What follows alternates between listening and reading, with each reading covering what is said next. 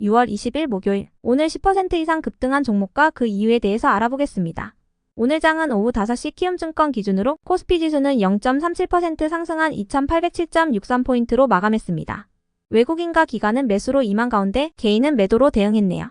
한편 코스닥 지수는 0.43% 하락한 857.51포인트로 마감했습니다. 외국인과 기관은 매도로 임한 가운데 개인은 매수로 대응했습니다. 그럼 본격적으로 오늘의 급등 종목들을 살펴볼게요. 오늘 10% 이상 급등한 종목은 총 28종목으로 코스피에서는 11종목, 코스닥에서는 17종목이 나왔습니다.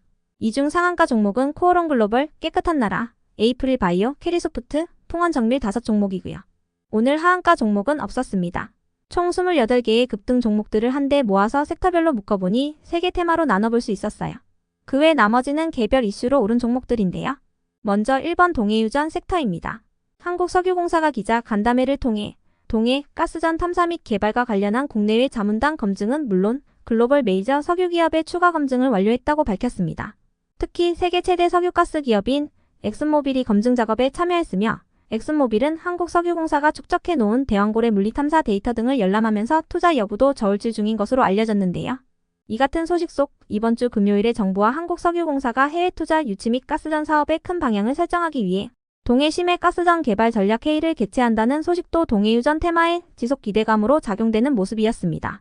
한편 코오롱글로벌의 경우 윤 대통령이 3조 4천억 규모의 영일만 횡단 고속도로 건설과 성주와 대구 간 고속도로 건설에 더욱 속도를 내고 국도 7호선 경주 울산 구간을 4차로에서 6차로까지 확장하는 계획도 확실히 챙기겠다고 밝힌 가운데 코오롱글로벌이 포항 영일 신항만의 2대 주주로 있으며 국가철도공단과 1,750억 원 규모의 철도 건설 공급 계약을 체결했다는 소식도 알리면서 상한가로 마감해 주었네요. 참고로 SAT는 교통 관련한 장비를 제조 및 설치하고 유지 보수하는 기업으로 도로 전산기기의 제조와 교정 관련 사업 등을 영위하고 있어서 함께 상승한 것으로 추정되니 참고해 주세요. 다음은 이번 저출산 섹터입니다. 어제 장마감 후 윤 대통령이 인구 국가 비상사태를 선언하고 저출생 문제를 극복하는 날까지 국가적인 총력 대응 체계를 가동한다고 발표했습니다. 주요 내용에 따르면 육아휴직 급여를 높이고 특히 육아휴직 첫 3개월 동안에는 휴직 급여를 월 250만 원으로 대폭 인상하는 등 휴직 초기의 지원을 강화할 방침이라고 전해졌습니다. 또한 2주씩 단기간으로 사용할 수 있는 육아휴직 제도도 새롭게 도입한다고 하는데요. 해당 소식에 저출산 관련주들이 시장에서 주목받았습니다. 다음은 3번 해운 물류 섹터입니다. 이스라엘이 레바논 무장정파 헤즈볼라에 대한 공격 계획을 승인하면서 중동 지역의 긴장이 고조되고 있습니다. 가자지구의 전쟁이 8개월 넘게 이어지고 있는 가운데 이스라엘이 하마스보다 전력이 강한 헤즈볼라와 충돌할 경우 전쟁 여파가 더 클 수 있다는 우려가 나오고 있는데요. 이와 더불어 홍해 사태 이후 안정을 찾아가던 해상운임 가격이 최근 급격한 상승세를 나타내고 있다는 소식도 전해졌어요. 이는 최근 미국이 중국산 수입품에 대해 높은 관세를 부과하기로 한 가운데 중국이 관세 시행 전에 물량을 밀어내기 위해서 미국향 컨테이너선 계약을 싹쓸이한 영향으로 해석되고 있는데요. 이 같은 소식에 해운 및 물류 관련주들이 실적 수혜 기대감을 입으며 시장에서 부각되었습니다. 그 외 나머지는 개별 이슈로 오른 종목들인데요. 먼저 에이프릴 바이오는 미국 신약개발사 에보뮌을 대상으로 자가 염증질환 치료제에 대한 기술 이전 계약을 체결했다는 공시의 상한가로 마감했습니다. 총 계약 금액은 하나로 6,558억이며 경상기술료는 별도로 받을 예정이라고 전해졌습니다. 이어서 풍원정밀은 일본이 독점해오던 OLED 제조 공정의 핵심 부품을 국산화한다는 단독 기사가 전해지면서 강세를 보였습니다. 풍원정밀은 올해 3분기부터 6세대 OLED 제조 공정에 들어가는 파인 메탈 마스크 양산을 시작하여 삼성 디스플레이에 공급한다고 전해졌는데요. 오는 9월에 첫 발주를 시작으로 공급 물량을 빠르게 늘려나갈 예정이며 이는 삼성 디스플레이의 IT용 8세대 OLED 생산 라인 설치 및 가동 시점에 맞춘 일정이라고 전해졌습니다. 한편 유진투자증권을 비롯한 일부 증권과 은행 관련주들이 상승했는데요. 이는 밸류업 정책에 대한 기대감이 지속된 영향이라고 알려졌으니 참고해주세요. 다음으로 DB하이텍과 DB가 동반 강세로 마감했습니다. 어제 장마감 후 DB하이텍이 테슬라에 공급될 반도체 파운드리 생산을 앞두고 있다는 소식이 전해졌기 때문인데요. 생산 제품은 전장용 반도체로 중국계 미국 팹리스 기업이 의뢰한 것으로 전해졌어요. 6월과 10월에 진행될 실사를 통과할 경우 양산에 들어갈 것으로 예상되고 있습니다. 테슬라와 팹리스 기업 관계자는 올해 6월과 10월에 DB하이텍 팹 실사에 나설 예정이에요. 테슬라는 자체 반도체 공장이 없는 만큼 핵심 칩은 자체 설계한 뒤에 삼성전자 같은 파운드리에 맡기고 있으며 일반적인 반도체는 DB하이텍과 같은 팹리스나 종합 반도체 기업에 외주를 주고 있습니다. 해당 소식에 DB와 DB하이텍이 동반 강세를 보여주었네요. 이어서 인하전공이 상승했습니다.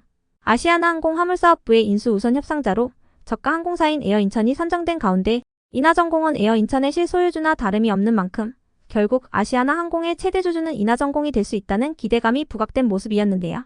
인하전공은 과거 선박엔진 전문 기업인 HSD 엔진을 인수한 뒤 하나그룹에 되팔아서 재미를 본 적이 있는 만큼 이번 아시아나항공 화물사업부 인수에도 비슷한 모습이 재현될 거라는 기대감을 입은 모습이었네요. 다음으로 드래곤플라이가 상승했습니다. 디지털 치료 디바이스 전문 기업인 아킬리의 디지털 치료제가 미국 식품의 약국 승인을 받았다고 전해진 가운데 드래곤플라이도 게임형 디지털 치료제에 대한 임상에 나선다고 밝혔던 이력이 부각된 모습이었는데요. 아킬리는 ADHD로 불리는 성인 주의력 결핍 과잉 행동장애 개선용 디지털 치료제에 대한 허가를 취득했다고 전해졌으며 이러한 소식에 드래곤플라이가 작년에 주의력과 인지적 조절 훈련 디지털 치료제에 대해 임상계획 승인을 받고 임상에 나선다고 발표했던 부분이 재차 부각된 모습이었습니다. 이어서 다보링크의 급등 이유는 파악되지 않았지만 다보링크는 최근 우리넷과 함께 무선 네트워크 사업 확대를 위한 융합 서비스 솔루션 연구개발 및 사업화를 위해 전략적인 제휴를 체결했다고 전해진 바 있으니 참고해 주시고요. 다음으로 S바이오메딕스는 영국과 독일의 연구진들이 퇴행성 뇌질환인 파킨슨병 증상을 발현 7년 전에 알아볼 수 있는 혈액검사를 개발했다는 소식이 전해진 가운데 S바이오메딕스가 파킨슨병 치료제에 대한 임상 일상 데이터 발표를 앞두고 있는 부분이 지속 기대감을 입은 모습이었네요. 줄기세포 관련주인 홈캐스트도 함께 상승했습니다. 한편 전진바이오팜은 경북 영천의 한 양동농장에서 아프리카 돼지열병이 발생했다는 소식에 관련주로 지속 부각된 모습이었습니다. 다음으로 SK이노베이션이 상승했는데요. SK이노베이션과 SKE&S가 합병하여 자산 100조 원이 넘는 초대형 에너지 전문 기업으로 재탄생한다는 단독 기사가 전해졌기 때문입니다. 이번 합병은 에너지 전문 기업의 대형화라는 시너지 효과 외에도 배터리 기업 SK온의 재무구조 부실이 주요 이유라고 알려졌는데요. 이와 관련하여 SK이노베이션 측은 합병 등의 다양한 방안을 검토 중이나 구체적으로 결정된 바는 없다고 밝혔습니다. SK이노베이션이 자회사인 SKI 테크놀로지의 지분을 매각하여 투자 자금을 확보하는 방안에 대해서도 가능성이 제기되고 있으니 참고해주세요. 이어서 국도화학은 하나증권에서 국도화학의 목표 주가를 상향하면서 강세를 보였는데요. 하나증권은 국도화학의 인도 에폭시 시장 내 점유율이 20%에서 30%로 2025년에 2배 이상의 증설도 예정되어 있는 만큼 인도 성장의 직접적인 수혜주라고 밝혔습니다. 인도의 주택건설과 인프라 붐이 향후 2-3년간 지속될 가능성이 높다는 점으로 볼 때 에폭시 시장의 폭발적인 성장은 필연적이라고 언급했는데요. 이러한 분석 속에서 국도화학이 강세를 보인 것으로 파악됩니다. 다음으로 CG인바이츠는 췌장암 치료제로 개발 중인 아이발티노스타트의 식품의 약국 임상 이상이 순조롭게 진행되고 있다고 밝히면서 강세를 보였고요. 한편 스카이문스 테크놀로지의 급등 이유는 파악되지 않았지만 스카이문스 테크놀로지는 최근 2차전지 관련 이사진들을 영입하고 2차전지 신사업에 진출한다는 소식을 알리며 강세를 보인 바 있으니 참고해주세요.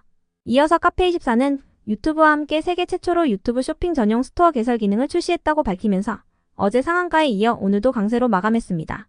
이 기능은 복잡한 개발이나 디자인 작업 없이 누구나 몇 차례 클릭만으로 전용 스토어를 개설한 뒤에 유튜브 쇼핑을 시작할 수 있다고 전해졌는데요.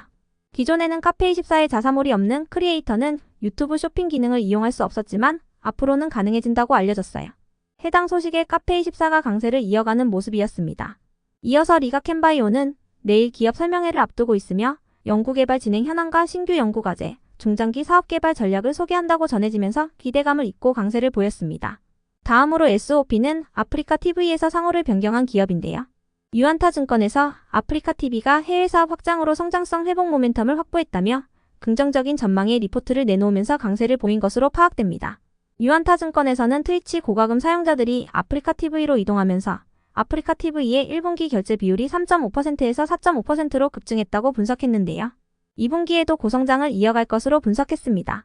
다만 목표 주가는 동일했으니 참고해주세요.